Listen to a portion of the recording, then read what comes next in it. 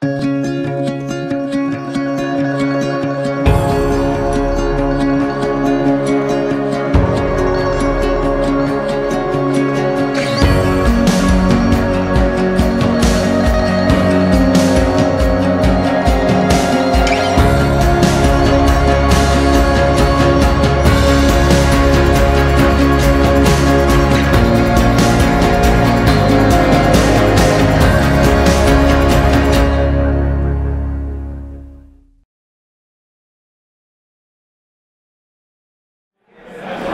morning, everyone. Welcome to the 2019 Minnetonka State of the City Address. I'm Geraldine Baroni. I'm the Minnetonka City Manager, and I welcome all of you here today to the city. Thank you so much for coming, and I also want to give a special shout out to our Rotarians and our Twin West Chamber members who are here as well. We'll have a few highlights from those groups this morning, and then that will follow with a presentation from Mayor Brad Wiersum regarding the state of the city of Minnetonka. Hopefully you've had a chance to stop by our displays in the back. They'll be here, our folks will be here afterwards as well, so please do take a few minutes and ask questions if you'd like to learn a little bit more about what's happening in our city departments. To start, I'd like to take a minute to recognize our attending officials, and first of all, of course, would be our City Council, our Minnetonka City Council. Mayor Brad Wiersum, council members, and if you could stand so folks could see you, Councilmember Deb Calvert, who's in our at-large seat A position. Bob Ellingson is Ward 1. Rebecca Schack is Ward 2. Mike Happy, Ward 3. And Tim Bergstead, Ward 4. We do have a vacancy in our other at-large seat, and we're going through an application process currently, and the mayor will talk a little bit more about that, but welcome to them.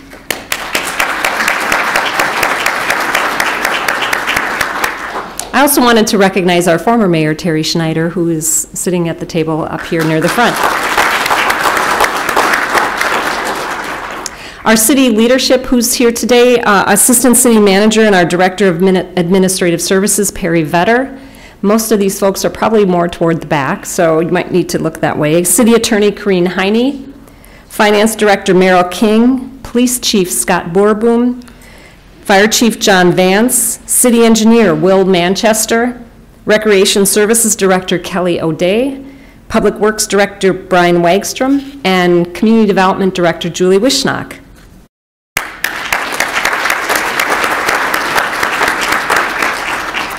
We also have a number of elected officials gracing our presence today. Senator Paul Anderson was here a little earlier and had to leave. Our newest representative, Patty Acom, who also happens to be a former city council member, is here. Patty, are you? There you are. Our other representatives, Senator Steve Swedzinski, Senator Melissa Franzen, and Representative Steve Elkins could not be here, but Representative Lori Pryor was supposed to be here. I'm not sure if she's in the room yet or not. So anyway, those are our elected representatives from the state.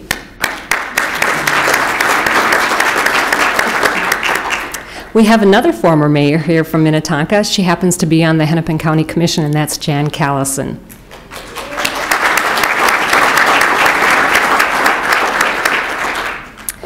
There may be a few folks from our school districts here. I do know from Hopkins we have from the school board Steve Adams, and also Superintendent Dr. Rhoda Mirapiri-Reed.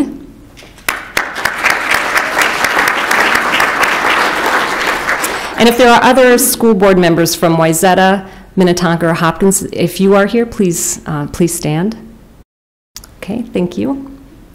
So I just wondered if I missed any other elected officials. If not, thank you. Thank you all for coming. I'd also like to welcome our resident volunteers who very graciously serve on our boards and commissions. And I'm going to just list off those boards and commissions. And if you are a member of those presently, please do stand. Our Planning Commission, Park Board, Economic Development Advisory Commission, Senior Advisory Board, and Charter Commission.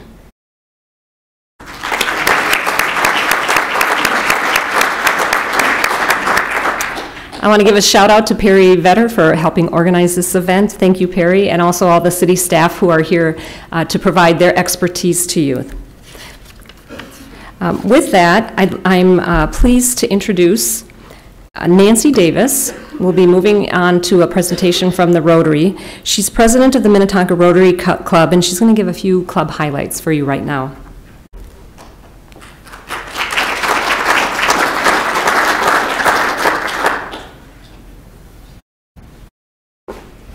Good morning. I usually follow that up with good morning, fellow Rotarians, and they all cheer, but today they're being on their very best behavior.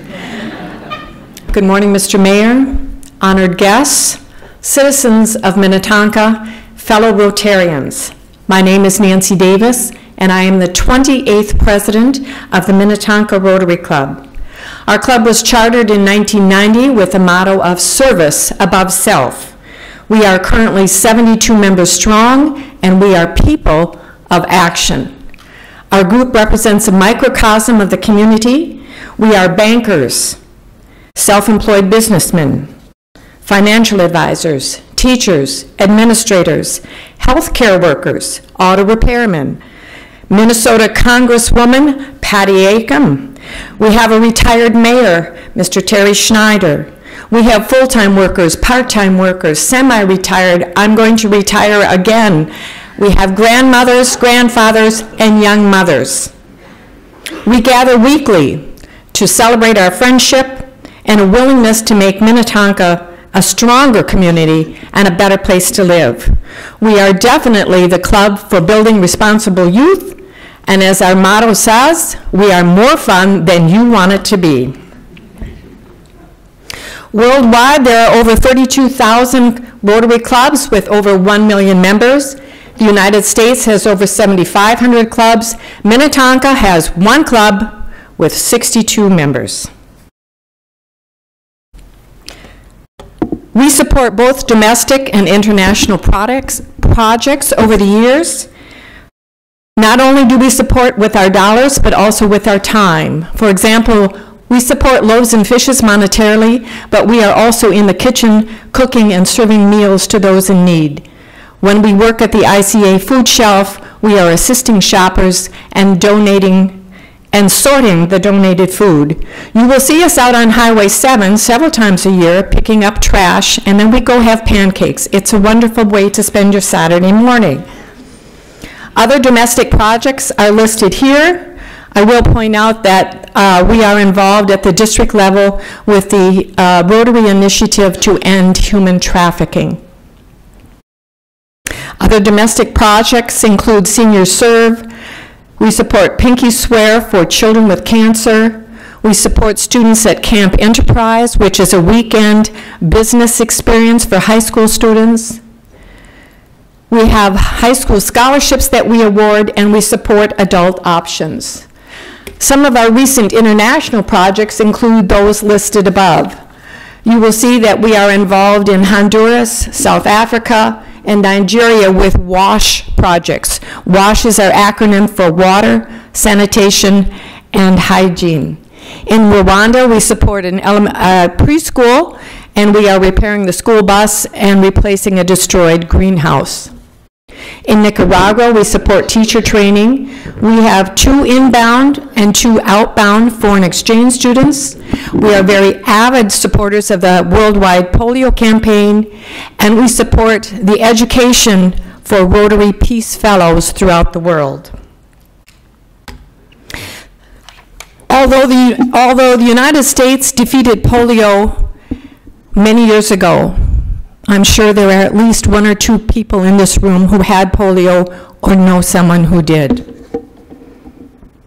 Rotary has been a fierce fighter in the campaign to eliminate polio worldwide.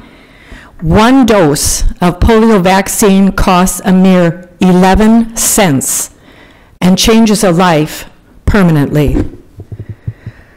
Rotary, over the years with our partners, as noted above, has immunized over 2.5 billion children. We fund our projects with major fundraisers. We have a golf silent auction program in the fall. We also sell beer and wine at the Minnetonka Summerfest and at Rock the Ridgedale. Last year, Our 62 members awarded over $25,000 in domestic grants and over $6,000 in international grants. In summary, we are a very active and engaged group of people with a diverse perspective to help us see challenges in a unique way. We apply our leadership and our expertise towards addressing social problems and finding unique solutions. I invite you to join us any Wednesday morning at the Eisenhower Community Center. You will be our guests for breakfast, enjoy our great fellowship, and perhaps find an opportunity to make a difference in your Minnetonka community.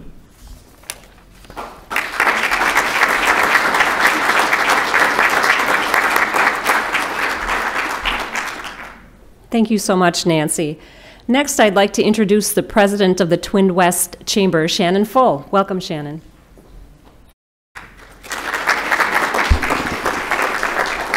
Good morning, everyone. Thanks for the opportunity to be here, Mr. Mayor and city leadership. We appreciate the partnership and the support. I just want to share a few little bits about Twin West Chamber and the work that we are doing. Really the theme of my comments today will be around partnership and collaboration. Joining the Chamber 2 years ago, I brought 20 years of Chamber experience, but a really strong passion for bringing together partnerships and new ideas to the table.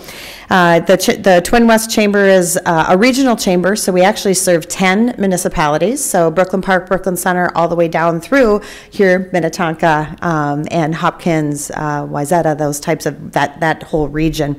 And what we're finding is that now more than ever, our organization is really focused on growth and prosperity of the entire economy, of the entire region. So we are a very strong advocate for business. We have over 700 businesses that are members of the Chamber. And we launched a new strategic plan last year focused really on 4 major cornerstones. And I'm just going to touch briefly on each one of those and really give you some ideas of the partnership opportunities that exist in each of those. So the first is our small business and entrepreneurship cornerstone.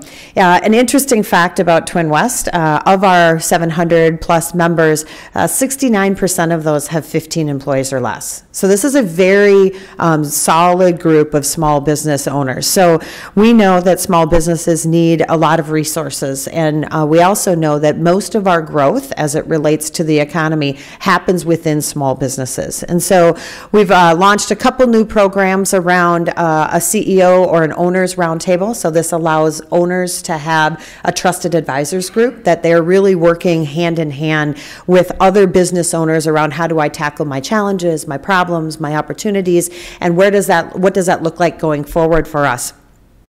We also have gotten a lot of feedback from our business owners that they would like to engage in more of the community efforts and making sure that business and the community are better linked together. So now in March, we'll actually launch our first, one of the big reasons people get involved with the Chamber is for networking and being able to promote their businesses and their services. But we're able to actually put this together. In March, we'll launch an event or a quarterly event called Purposeful Networking, where we will partner with a local nonprofit, one that we could actually do work at, and have what is our normal business card exchange, that type of a networking event. We'll have that in the location of the charitable organization. So for instance, we could go to Second Harvest Foods, pack boxes of food at the same time that we interact with one another and build business. So now we're building community and we're building business at the same time. So those are some of the things that we're doing in the small business sector. The second cornerstone is public policy. So the Chamber is very involved with public policy, and we're really looking at how do we help to work in a collaborative fashion to drive the regional economy. So you're actually going to start to see Twin West do a lot more at the local level. We look forward to working with our city council leadership and our city staff leadership to really identify what are the barriers to to our regional competitiveness, and how do we get past those barriers so that it is good for business, but not at the expense of residents or at the expense of community. So those are some of the things that we're focusing on at public policy. We're also very involved at the state level and the national level on pro-business policy issues. I come from a philosophy of much more around policy issues and less around partisan lines, so we're also trying to make sure that we identify those issues as how do we move that forward. Our third cornerstone is one that is a really important one for us, but a great opportunity for the city of Minnetonka as well as our other cities, and that's our community and economic development cornerstone. I come from other chambers that have a significant role in economic development, and so I'm really passionate about how do we look at economic development differently. Now more than ever, economic development is about how do we retain our businesses that we have here. So we have partnerships with the cities going on now around expanding our business retention and expansion program. So really getting out there, having face-to-face visits with our businesses, finding out the challenges, understanding what their opportunities are, making sure that we're on the forefront of any contraction or expansion so that we can help them along the way. And doing that in partnership with the cities is a great way to leverage resources and relationships. So we're looking forward to that. And then the other piece of it is really around placemaking. So now more than ever, I'll touch on our fourth cornerstone, which is talent, but now more than ever, our ability to attract, retain, and develop talent is what's driving economic development now. So if companies can't get the workforce, if they can't keep the workforce, it's actually hindering our ability to drive the economy. So the chamber is really focused on talent, but one of those ways is working with the communities to say, how do we have some of the great work that the Rotary is doing? How do we do some of the great work that our nonprofits are doing to make sure that our residents are able to engage in numerous different ways to drive the economy? So the fourth cornerstone around talent, as I mentioned, this one is probably the one that has risen to the top because it is the #1 challenge of every business that I talk to. It doesn't matter what size of the company, what type of industry, if you're a manufacturer, a retailer, professional services, you are very concerned about the ability to attract and retain talent. So this is a really crowded space. If you look at, there's a lot of people doing work in talent right now. One of the things that we did is we really did an asset map of where are the greatest gaps, and where we found is we could really lend most of our assets in the K-12 space. So we were really passionate about forming partnerships, and we formed partnerships with 5 of our school districts, Hopkins, Minnetonka, St. Louis Park, Wayzata, and Osseo, and Lionsgate Academy, to really be the connector and convener of businesses with teachers and students. And so we've developed a software platform. This is important for any of you that are interested in making an impact with our students. We have a seamless way that you could engage, meaning if you have areas of expertise and you'd be willing to speak in a classroom, guest instruction is the #1 thing that our teachers are needing. They need people, community members, business professionals, leaders like yourselves, to go into the classroom and instruct on certain topics. We also are in great need of leaders to do site visits at your business, so you would bring students or teachers in so they could see a real-world experience. Or the other aspect of that is job shadows, internships, and mentorship. So this technology platform, as we're developing it, is going to make those connections be much more seamless. But in the meantime, we're doing a lot of this curation individually. So we're working with leadership, with municipalities, with businesses, with residents that are saying, we have a lot of great thought leaders that are retiring or second time retiring or whatever that might be, that are interested in making a difference. And this is a really easy way to do that. So we're really grateful for the partnerships that we have with the school districts. We look forward to the future. This year we will impact 1,800 students with career exploration activities. Next year we intend to double that. So we're really excited about that piece. It's all this work is done through our Chamber Foundation. So we're looking for ways to fund this work from a foundation standpoint. But we also, our foundation has given out now just over $2 million of scholarship dollars to students that are graduating here in the region. So we are a very active organization. We have a lot of people that are engaging with us that aren't members. That's the other thing. The whole point of this around membership is somewhat changing. And so we would welcome any of you if you're interested in engaging with us. And more than anything, we thank the City of Minnetonka for the partnership and the collaboration. We look forward to the future and all together driving our regional economy. Thank you. Have a great day. Thank you so much, Shannon.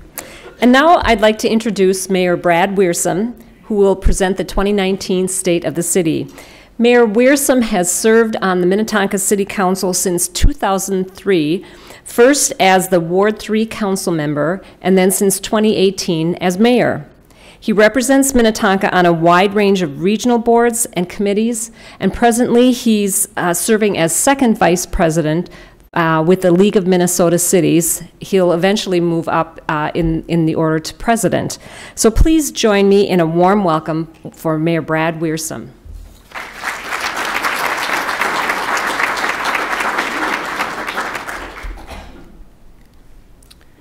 So I think that's a slide we are supposed to be on, and thank you very much, Geraldine, and I want to welcome you all for being here. I want to reiterate the thanks to Minnetonka Rotary and Nancy and Twin West Shannon for being here and for all that you do in our community. I want to say a special thank you to Minnetonka staff. Putting these events on looks pretty seamless, but it takes a lot of work. And Perry led the charge, but our staff has done a great job. I want to thank them, and particularly Public Works. On a snowy day, they made it all possible for us to get here. I don't know how far you came, but I do know that when you got to Minnetonka, going got easier because our Public Works staff has done such a great job. So thank you so much for being here. I want to start out with a few highlights about 2018. And as I was going through this last night, I realized, well, the first page really isn't a highlight, it's about change. And so I don't want to suggest that this next slide is about a highlight. It's really about a departure of two council members who left to go on both for different reasons. And first, the Ward 2 council member, Tony Wagner, left the council because he moved from Ward 2 to Ward 3 and was no longer able to serve. So he resigned. But Tony had 15 years on the Minnetonka City Council.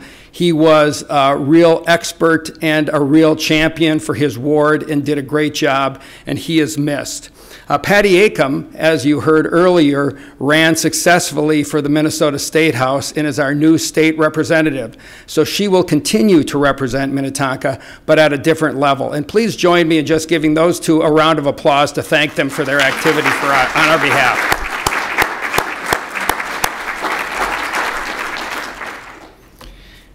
So with departures come new faces, and so we have a few of those as well. Now, Deb Calvert is a new council member. She started in 2018, but she was introduced here last year in the state of the city because she started in January of last year, and she was elected in November of 2017. And Deb is an at-large council member and is a very active and inquisitive member of our council, and it's great to team up with her. Welcome, Councilmember Calvert.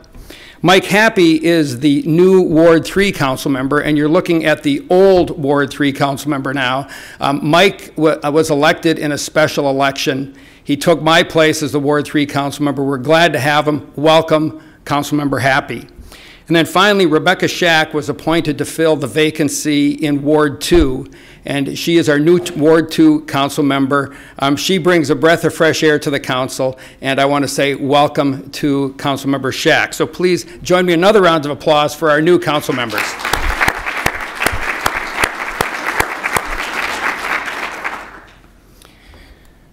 So, you also have a new mayor, and a year ago you had a really new mayor, but I've got 393 days under my belt, but who's counting?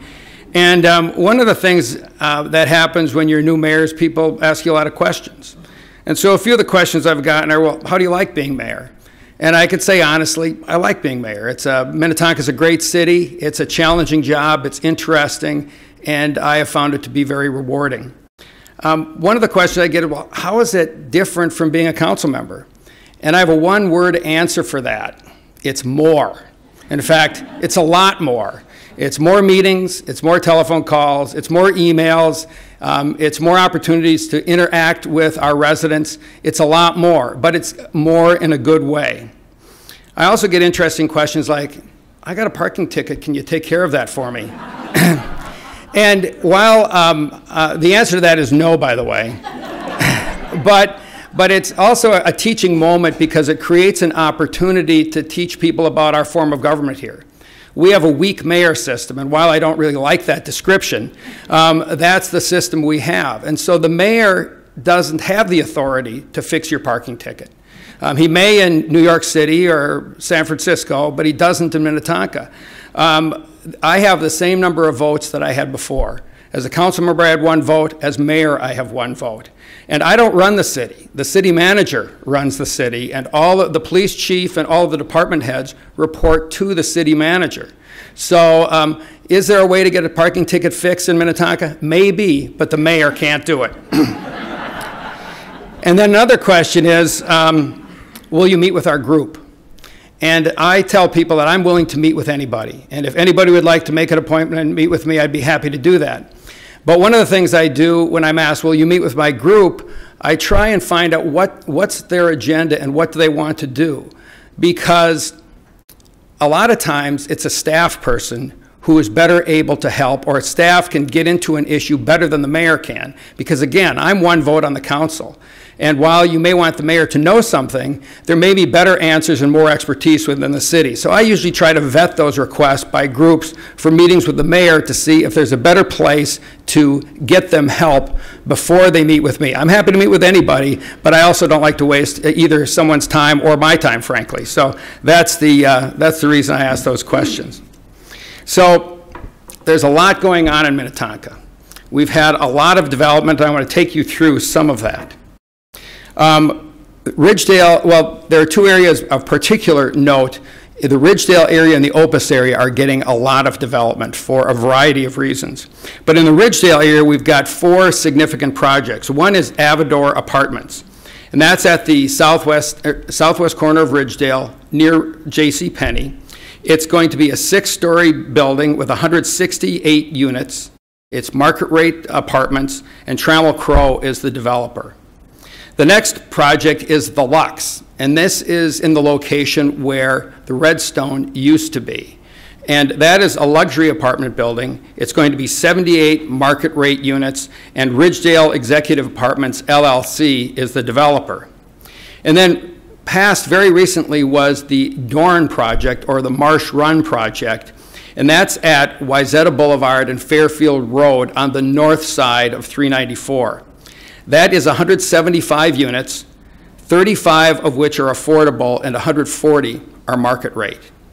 And then finally, you may have seen the unique or distinctive building on the northwest side of Ridgedale, and that's iFly.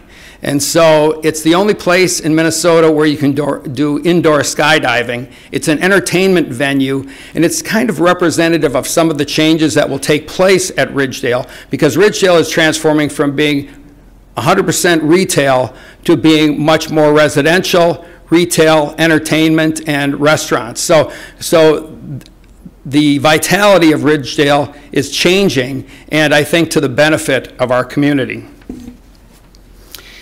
The other thing that we're doing is making meaningful infrastructure improvements to the Ridgedale area. Ridgehaven Lane has been significantly improved to help circulation and flow west of Plymouth Road near where Target and Byerly's are. And the road work is complete. The beautification and landscaping is not, but we challenged the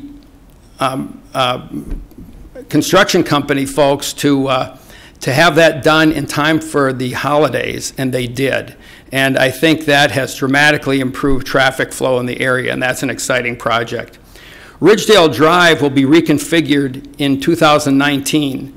That's a big project. It's an exciting project. It will be turned into a parkway with substantially improved traffic flow, including roundabouts for traffic calming, improved ingress and egress to the various businesses and to Ridgedale itself, and we'll have improved walkability with multi-use trails going through that area. So it's an exciting advance and improvement, and it will make a key part of our city much more accessible for pedestrians, and ability to get there on bikes and via walking rather than only by cars. And then the Plymouth Road Trail Project is a north-south trail along Plymouth Road that will connect Ridgedale with Minnetonka Mills.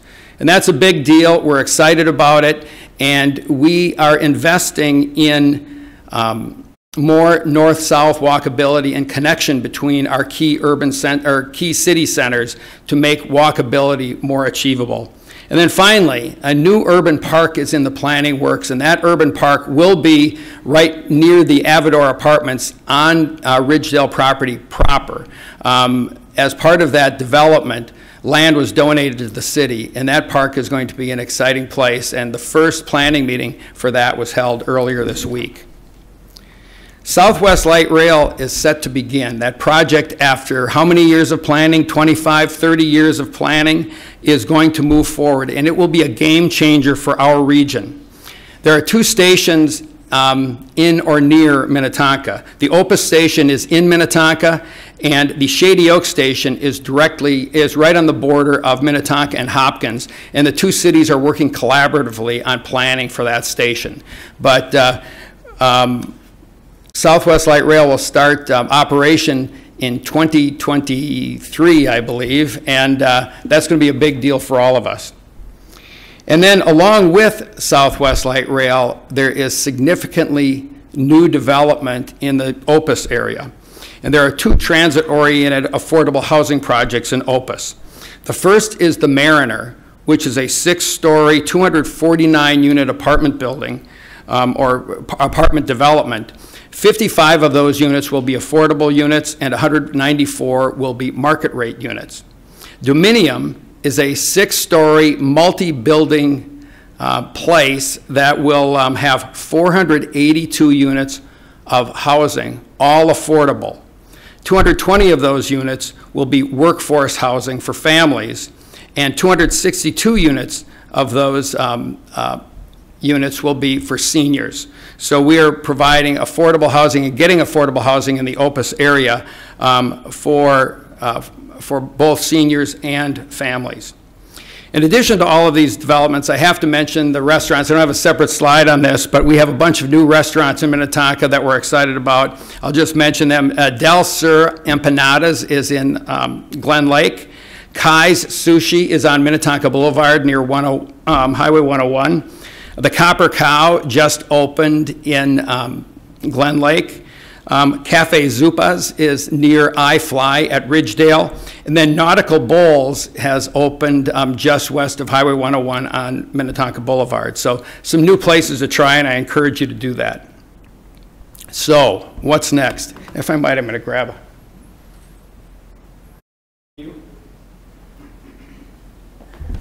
So take a sip. So what's next in 2019? Well, first things first, we need to fill a vacancy on the city council. We're getting pretty good at this. But this is the seat that was vacated by Patty Acom when she resigned the council to join the Minnesota State House. It's the at-large seat B. We are going to do a temporary appointment, and there were several options that the council had, but we decided this was in the best interest of the city. And we will do a temporary appointment where that seat will be filled from March through the November special election. Then we will have a special election for that seat for the remaining 2 years that are on that at-large seat.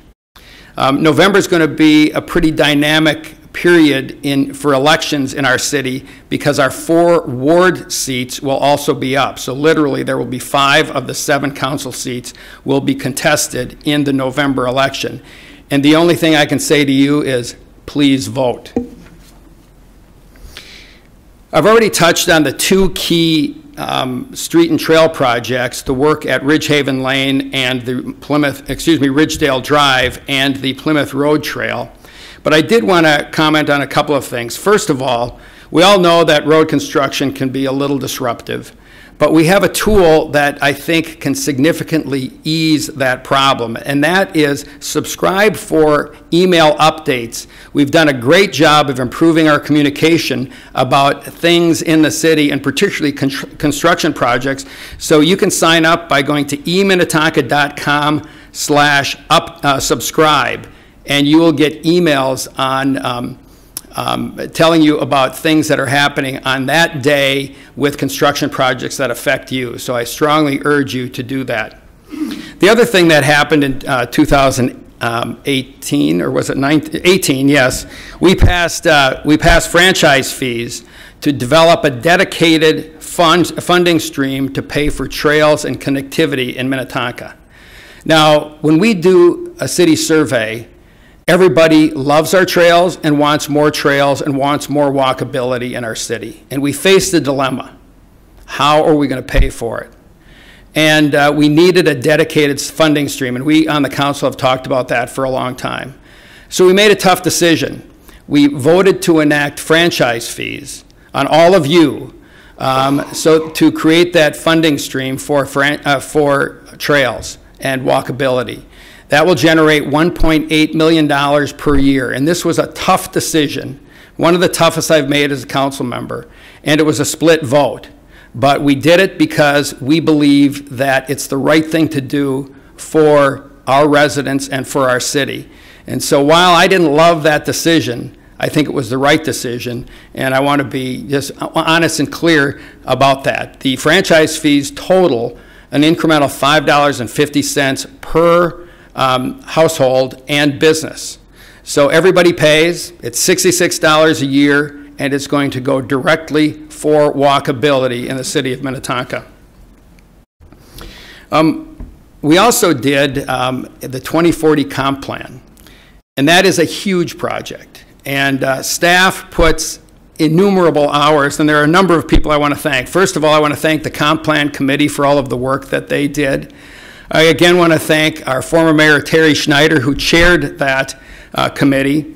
And I also have to thank Lauren Gordon and Julie Wishnock and their teams for all the hard work that they did, because they have to draft that 600-page document and put it together and organize it.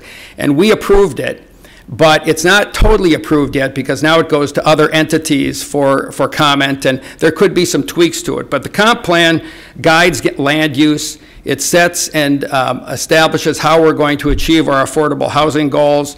It helps us determine what types of programs and things we want to do to attract new business to our city.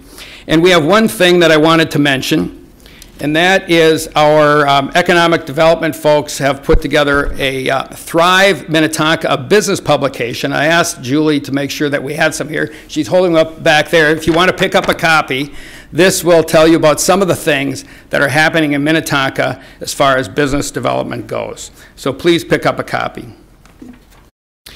Another exciting thing that we mentioned last year is the new police and fire facility project.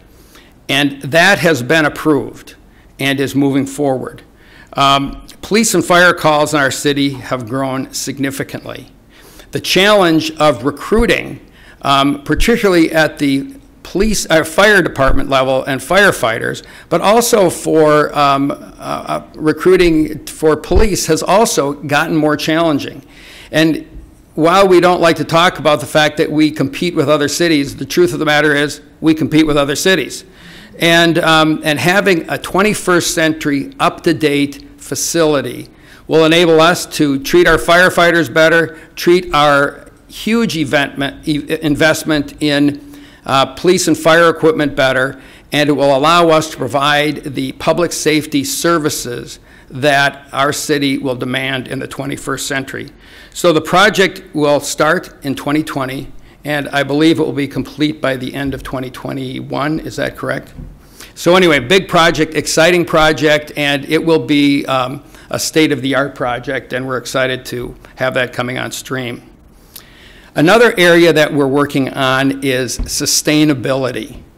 And sustainability is really important to the city. And as you look around, the light in this room is being brought to you by the sun. I want to congratulate our Public Works team, and particularly Brian Wagstrom and his efforts, but 100% of Minnetonka's electricity is solar-based through subscriptions in solar gardens. And that's an innovation.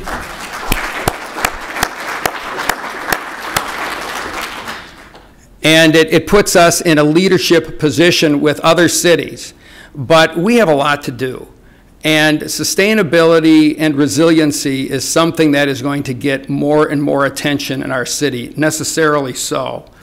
And so we are also involved in the Green Steps Cities program, which is a League of Minnesota Cities program that has certain guidelines that we work to achieve, and when we achieve those milestones, then we get another step in our Green Steps City certification. We received one of those steps last year, and we will receive, I believe, another one this year, and we are going to continue on that process until we get to the top tier as far as sustainability goes. But I also want to challenge all of us. There's a group that came to visit us, a student group, the Minnesota Climate Initiative, and they've challenged us, and I think they haven't really understood all of the things that Minnetonka is doing. But I think they bring to mind something that's important, and that is our resources are finite, and we all have a responsibility and an opportunity to do more with less. And I think if we are more mindful of that and work purposefully at that, we can do a lot to be a more resilient city, not just at the public level, but throughout our city. So I encourage you to do that. And then finally, we did a lot of work on inclusivity and race relations and so forth. And in the past year, Minnetonka has been a GARE cohort city. Now, GARE is an organization, it's the Government Alliance on Race and Equity. And through the League of Minnesota Cities, I've participated in some of the training from GARE, and I have to say it's very good. It really causes me to examine myself, and the city has been involved in that, and I think that work is important. As we see what happens in some other cities, we really hope and pray that those things, we can avoid those challenges. And I think one of the best things we can do, we can't control what's going to happen in our city 100%. But we can control is how prepared and how ready and how well trained are we on the issue of bias and how to be a welcoming, inviting city. And I'm pleased and proud of the work that we've done both through our GARE efforts, but also through our community engagement efforts through our police department, through our community engagement officer, Officer Scott Marks, and in working with our faith community, because this work is important. And I think it takes collaboration, and it takes an effort to really, really be purposeful about being welcoming and inviting to all people into our city. And so we're open to new ideas. I think one of the challenges we have to do is we have to get a bit more comfortable with being uncomfortable and talking about things that we Minnesota nice people don't really feel so comfortable talking about. Because if we talk about it, we start to solve problems and we do it better. So I'm proud of the work that we're doing, but this work is probably work that will never be done. It's a journey, it's not a destination. So here's my eye chart for the day. This is the Minnetonka budget in 3 pie charts. So how much does it all cost? You all pay taxes, we appreciate your tax money, but how do we get it and where does it go? So the Minnetonka City levy increased 3.9% this year. So the amount of property tax for 2019 that will be collected will be 3.9% more than last year. But property tax is not the whole story. So if we work on this chart from left to right, the total revenue that the city gets is $113 million, not a small number. Now, property taxes only represent 38 million of that 113 million. So that's 34%. So that's what you pay. Well, where's all the other money come from? Well, if you see, there's user fees and charges, licenses and permits and so forth. I mean, that's all the sorts of things that, well, you pay your utility bills. Well, that money flows through the city. You pay a membership at Williston. Well, that money flows through the city. We get money for state aid, highways, and roads that come from the state. That money all flows through the city. So while our property taxes are $38 million, our total spending on everything is $113 million. So now where do those expenditures go? That's the middle pie chart. And there's a lot of stuff on there, but I can tell you that 75% of our spending, of that $113 million, goes for public safety and streets and utilities. I'm pretty comfortable with that. I think that's the business of cities. That's what we need to do. And 75% of every dollar we touch goes to that purpose. So then finally, the pie chart on the right is your 2019 property tax bill. Now, if you're like me, when you get your property tax bill, I have two questions. How much and how much more? And that's really what I look at. I mean, I look at the bottom line number, what are my taxes this year, and how much is that? And how does that compare with last year? Is it up 5%? Is it flat? Is it down? Tax bills in Minnetonka this year some were up, some were flat, and some were down. But where does the money go? Well, Hennepin County gets 33% of whatever you're paying. And school districts get about 32%. I say about because we have different school districts represented in the city of Minnetonka. But the city gets 28% of your tax bill. And I know when people come and talk to us about their taxes and don't like what they're seeing, they kind of say, well, it's all city taxes, and it's not. The city tax bill is 28% of what you pay. That's enough economics. So, looking forward, Minnetonka is a special place. And the one thing I've learned as being mayor and previously as well, people like living in Minnetonka. They like our natural amenities. They like our distinctive neighborhoods. They like the strong civic engagement opportunities that they have. They like our top-notch, respectful city staff. They like the strong business climate that we have and the fact that in a city of 52,000 people, we have 46,000 jobs. We don't have enough space to have everybody who works in Minnetonka live in Minnetonka. But the biggest thing I think that really makes Minnetonka unique is that we have a tradition of respect. There is strong respect among council members. There is a strong level of respect between council members and residents. There is a strong level of respect between the city council and the staff. And there is a strong level of respect between the residents and Minnetonka staff. That makes us distinctive. That makes us special, and frankly, it makes me very proud to be part of this city. So, as we look forward, what do we do to improve our game? And the challenge is to continually strive for excellence. We have to continue to deliver the basics well. And we have to embrace changing demographics and the change that will require of all of us, because change is coming. And we can either like it or not like it, but we better prepare for it.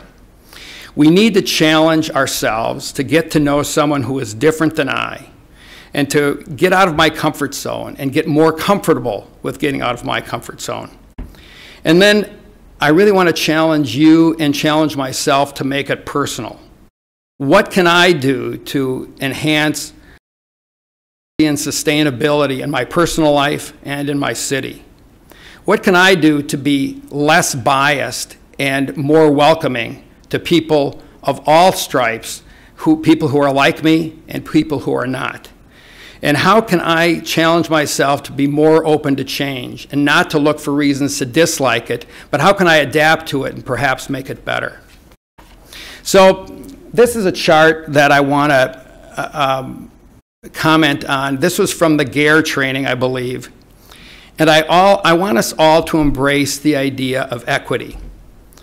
In the Gettysburg Address, Abraham Lincoln spoke about, and I quote, a nation dedicated to the proposition that all men are. Well, we're now 155 years after the Gettysburg Address. And let's think not just about men being created equal, but let's think that all women and men should have the opportunity to experience equity in our city and our society. The idea that we all have an equal chance to reach the apple and enjoy the benefits from it. So that's the challenge I have for you today, and I want to end with a quote, and I'll tell you a little story. I attended a retirement party for a gentleman who was the CEO of a nonprofit that provides services to disabled people. And he had a favorite quote. Whenever you saw this gentleman, he talked about this quote.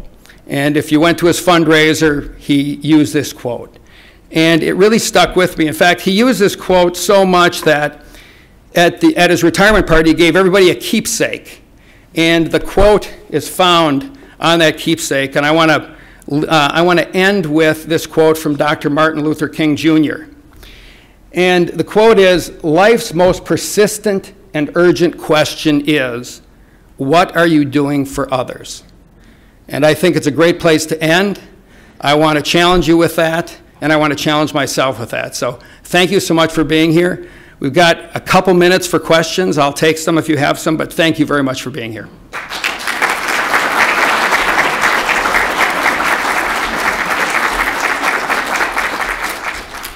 Any quick questions? All right, well, thank you very much. Are we dismissed? We are dismissed. Thank you very much for being here.